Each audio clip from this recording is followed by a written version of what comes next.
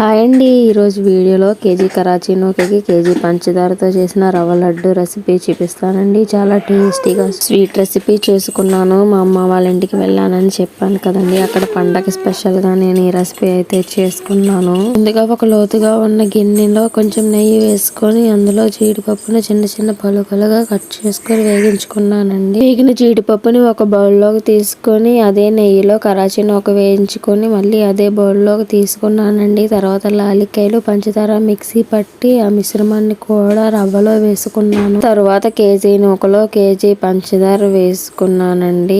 చక్కగా అవన్నీ మిక్స్ అయ్యేలా మంచిగా కలుపుకోవాలి. మంచిగా కరాచీ నూక పంచదార మిక్స్ అయిన తర్వాత మరిగిన పాలను కొంచెం కొంచెంగా వేసుకొని తడిగా ఉన్నప్పుడే కొంచెం కొంచెం పిండి తీసుకుని వీడియోలో చూపిస్తున్న విధంగా ఉండ నొక్కుకున్నారంటే ఉండ రెడీ అయిపోతుందండి. ఈ విధంగా చేసుకుంటే మంచి టేస్టీ రవ్వ